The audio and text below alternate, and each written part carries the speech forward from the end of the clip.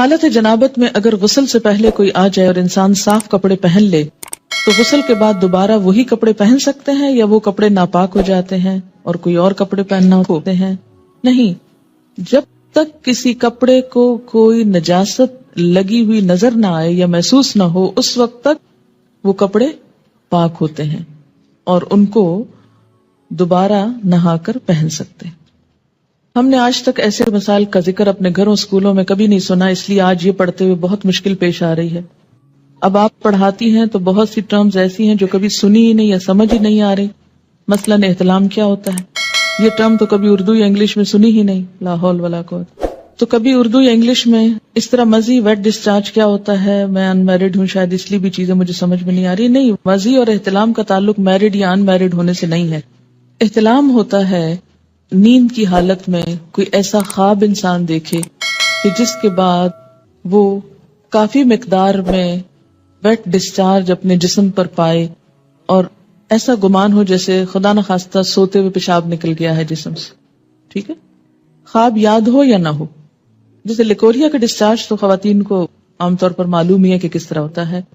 جیسے لیکوریا کا ڈسچارج ہوتا ہے ایسے ہی اس سے ذرا زیادہ مقدار میں ڈسچارج جو ہے وہ محسوس ہو سوتے وقت، وہ احتلام ہوتا ہے۔ یعنی احتلام کا تعلق سونے سے ہوتا ہے، نیند سے۔ ایک صحابیہ ہیں، وہ حضور صلی اللہ علیہ وسلم کے پاس یہی مسئلہ لے کر آئیں، کہنے لگی، اے اللہ کے رسول صلی اللہ علیہ وسلم، کیا عورتوں کو بھی احتلام ہو سکتا ہے؟ یعنی عموماً یہ مردوں کو ہوتا ہے لیکن کیا عورتوں کو بھی ہو سکتا ہے؟ تو اس پر آپ نے فرمایا کہ ہاں ہو سکتا ہے، کیونکہ بچہ عورت کے مشابہ بھی تو ہوتا ہے، عورت سے بھی تو بچے کی شباہت ہوتی ہے۔ ٹھیک ہے، تو سیکشل انٹرکورس کے بغیر اگر نیند کی حالت میں کوئی خواب دیکھنے یا نہ دیکھنے پر ایسا پانی انسان دیکھے کہ جو زیادہ مقدار میں ہو، عام نارمل روٹین میں جیسے لیکوریا وغیرہ تھوڑا بہت سپاٹنگ ہو گئی، وہ نہیں، زیادہ مقدار میں، اس کو احتلام کہتے ہیں۔ اس سے انسان ناپاک ہو جاتا ہے۔ اور بعض اوقات ہو سکتا ہے کہ کسی خاتون کو کبھی بھی ایسی کیفیت نہ ہوئی ہو، بسا اوقات جسمانی کیفیت، آب و ہوا، کئی چیزیں انسان کے مزاج میں اثر ڈالتی ہیں، تو بعض لوگوں کو ایسی تکلیف ہو سکتی ہے۔ اگر کسی کے ساتھ ایسا نہیں ہوا تو وہ پریشان نہ ہو کہ میں تو شاید اب نارمل انسان ہوں، نہیں، اٹ ڈیپینڈس۔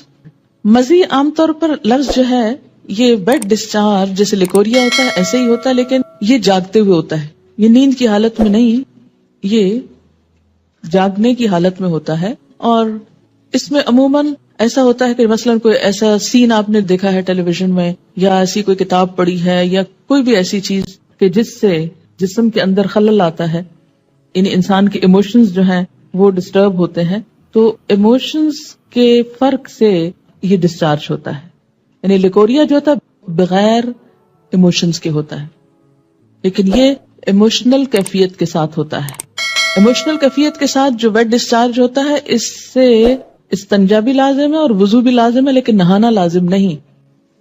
وہ بھی ہو سکتا ہے کوئی سائیکولوجیکل پرابلم ہو سکتا ہے یا کچھ بھی، اس کو نام دے سکتے ہیں، لیکن مزی میں لفظ آپ یوں سمجھے جیسے مزہ لفظ ہے نا، یہ اسی سے نکلا ہے یہ لفظ۔ ٹھیک ہے، ایک بچی کی ریسنٹلی شادی ہوئی، اس نے ایک میل مجھ کو کی، وہ اس قدر بیچاری پریشان، چھوٹی سی عمر کی بچی تھی، شادی ہوگی، اس کو شاید پہلے سے کسی نے کچھ نہیں بتایا، نہ ماں بتاتی نہ کوئی اور، جو ضروری چیز ہے وہ کوئی نہیں بتاتا، اور فضول میں بہت کچھ پڑھ لیتے۔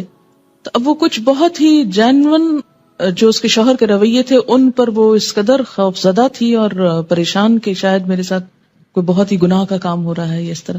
تو ایسا کیوں ہے؟ اس لیے کہ یا تو اس کو اتنا چھپایا گیا اور بتایا ہی نہیں گیا، یا یہ ہے کہ بلو پرنٹس بچے چھپ چھپ کے دیکھیں تو ماں باپ کو خبر نہ ہو۔